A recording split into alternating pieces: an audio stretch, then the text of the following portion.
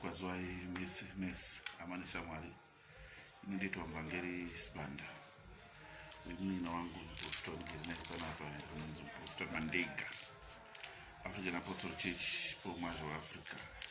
Ndotenda zvikuno kuva nomufaro kuti ndashanyirwa nehama dzangu idzi pazuva rechipiri romusi weChristmas Boxing Day nhasi.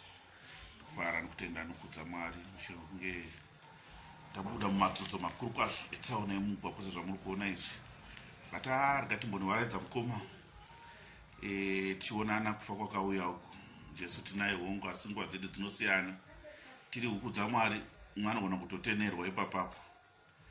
Hazvina anoziva izvi, saka tinoda kutenda Mwari kuti ngatirambe tiri pakutenda nepakunamata tichiteera dzidziso dzomutumwa kunyanya zvatakadzidziswa ndizvozvo.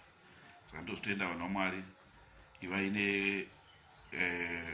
nezororo rakanaka rekisimusi negore idzva rakanaka pamazuva ari kuteera. Vaudzei bamwe hanzi chiyapo.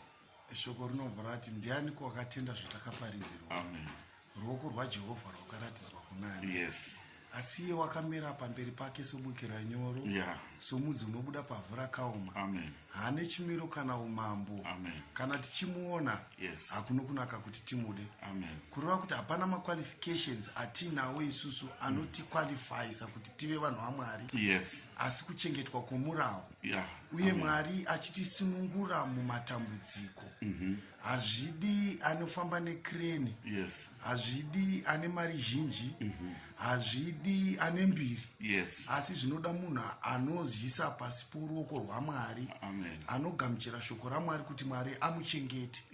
Nokuti dambudziko rataita pamazuva ano nderokuti panguva yekuti titsvake kunamata Mwari tatsvaka kufutisa homwe dzedu nemari nekutsvaka mbiri kuti tive nembiri pakati pavanhu kuti uzivikanwe navanhu vazhinji asi munhu asingazivikanwe naMwari. Nyamba Jesu paakatisa akati kuvafumi vose tangai matengesa zvamudini zvamuinazvo zvese munditevere.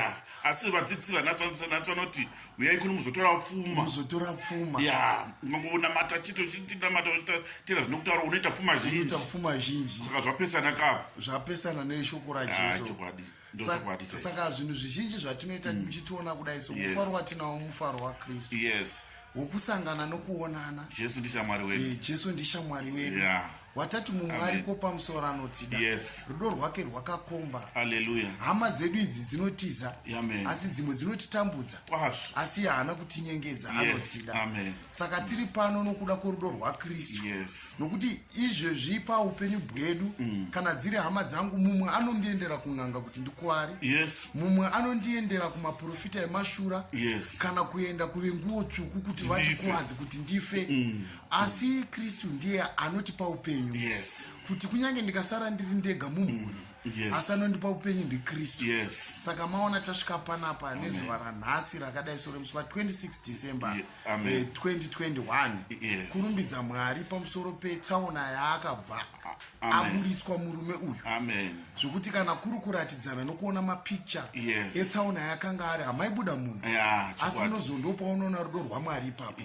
Wokuti vamwe unoona mumwe anotozotaura kuti zvamuwana nokuda kwokuti nerimwe nguva yawakaendako ukanomukumbira mari kana uchida kunokwereta mari akakuudza kuti haana asi iwe wakamuvengera kutaura kwacho kuti haana asi pachokwadi wakanga asina ukaenda uchiti ndanyimwa. Asi kuna Kristu manje hakuna izvozvo. Kristu akanakira kuti nhasi uri muroyi uri n'anga uri mbavha kana Mwari achinayisa mvura hafa akanayisa mvura paimba yakanaka yemunhu wakarurama bedzi. Asi anonayisa mvura paimba yemuvengi yewakarurama yemuroyi yen'anga yemunhu anochengeta mirayiro yaMwari yemunhu anochengeta vabereki yemunhu asingachengeti vabereki. Asi zvese izvozvo zvinoiswa pamunhu wese nokuda kwecheza chaMwari. Hapana zuva rakambobudira vakarurama vega. Zuva rinobudira vakarurama nevakaipa. Ndo nyasha huru dziri muna Kristu Jesu. Saka pazvinhu zvose ngatiite zvinhu zvose tichiziva kuti tine mumwe ariko kumusoro anotida asingatinyengedze asingatirasise. Kudzai Jehovha. Amen.